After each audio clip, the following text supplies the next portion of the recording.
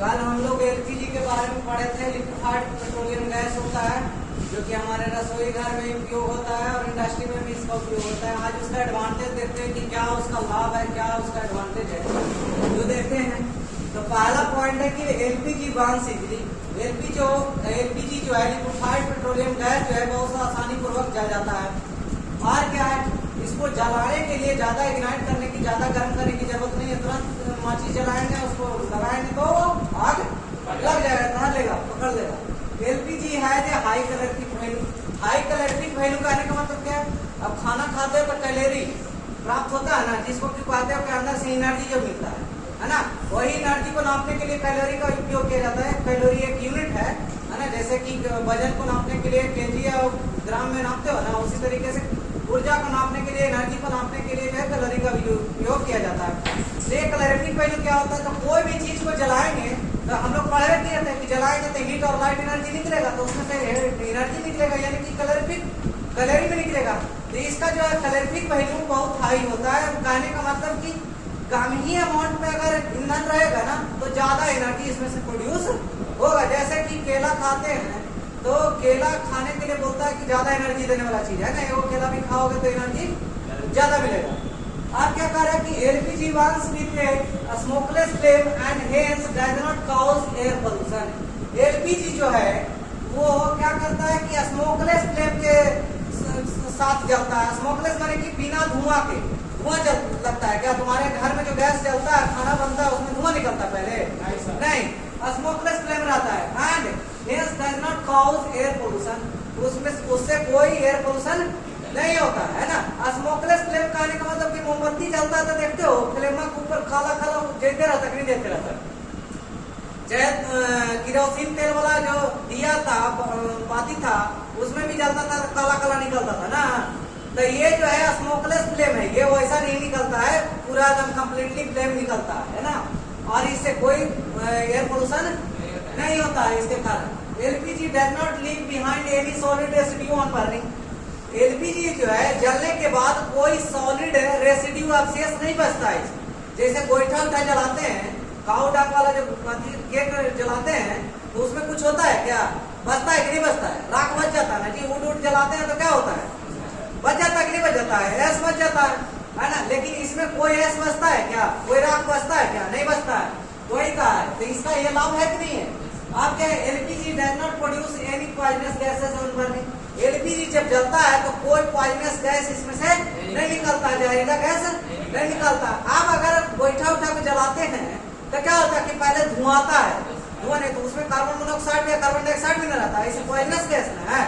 लेकिन इसमें ऐसा कुछ नहीं है। और क्या है कि अगर जलाते हैं, गोईठा उठा पे खाना बनता था तो उसमें क्या है, तो आंख में धुआं चल जाएगा, रेडिएशन होगा, आंख खराब हो जाएगा, है कि नहीं? लेकिन इसमें ऐसा कुछ नहीं है।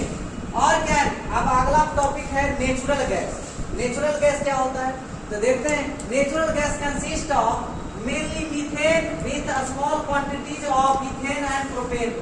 नेचुरल गैस जो है मेनली रूप से मीथेन का बना होता है और थोड़ा मोड़ा जो है इसका इथेन और प्रोपेन का मात्रा मिला हुआ है। ये केमिकल कंपाउंड का नाम है ना, कार्बन और हाइड्रोजन से मिलकर बना हुआ केमिकल कंपाउंड का ये तीनों नाम है, जिससे कि ये बनता है नेचुरल गैस।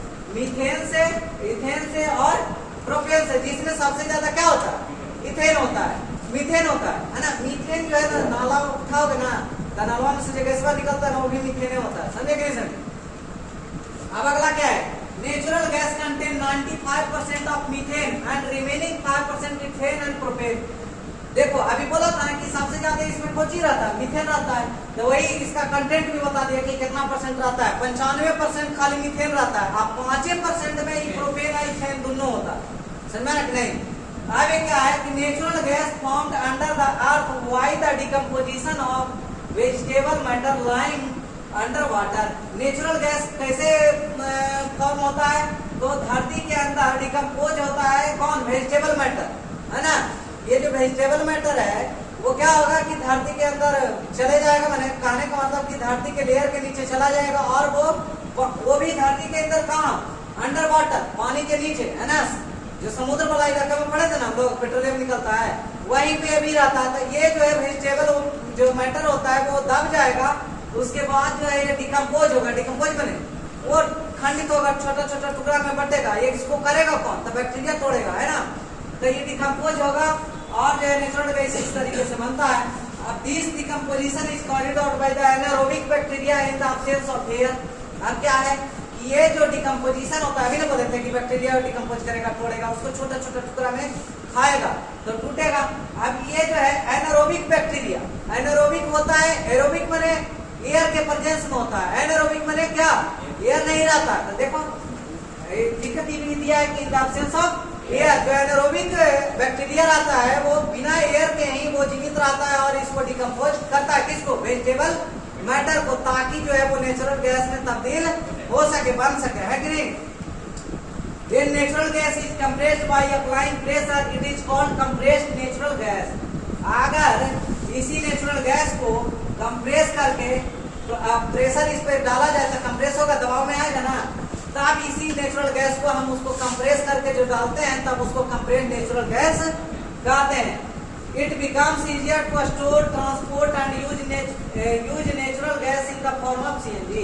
अब क्या कह रहा है कि ये बहुत आसान हो जाता है स्टोर करना, माने किसी चीज में रखने में आसानी हो जाता है और इसके लिए ट्रांसपोर्टेशन के लिए बहुत ही, देखते हो ना सीएनजी वाला आदमी चलता है नहीं, और वो जो ट्रांसपोर्ट कहने का मतलब यहाँ वो ट्रांसपोर्ट चलने का नहीं, बोल रहा कि एक जगह से दूसरे जगह ले जाने में इस गैस को बहुत आसानी होता है।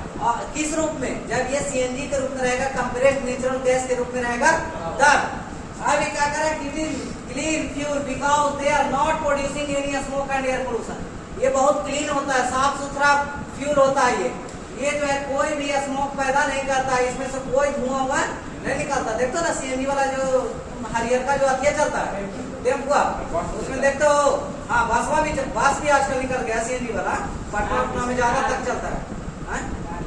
हाँ तो कार भी है, मैंने कार है कि इतना नेचुरल, ये तो देखा है सब, टेम्पू तो हरा वाला सब देखा है, उसमें से कोई धुआं निकलते देखो नहीं, देखो यानी कि उसमें से कोई धुआं नहीं निकलेगा, मैंने एयर पोल्यूशन नहीं होगा। It is clean fuel because, यही तो क्या कह रहा कि ये जो है इसमें से कोई भी स्मोक नहीं निकलेगा, धुआं नहीं निकलेगा। In India natural gas found in Tripura, Rajasthan, Maharashtra and in Krishna Kaveri delta. Bharat में जो नेचुरल गैस का जो ये पाया जाता है, बेल पाया जाता है, वो कहाँ है, त्रिपुरा में, राजस्थान में, और कहाँ, महाराष्ट्र और कृष्णा और कावेरी नदी का जो, गोदावरी नदी का जो डेल्टा है, उसमें जो है पहाड़ी इलाका है, जो कि नदी का किनारा वाला इलाका है, पहाड़ी इलाका नहीं, नदी का किनारे वाला जो इलाका है, उसमें ये जो है नेचुरल गैस का जो है बेल पाया जाता है। पाया नहीं जाता, मैंने उसको निकालते हैं हम वहां से, है ना, ये एरिया है उसका। चलो डेट्स ऑल, आज इतना ही।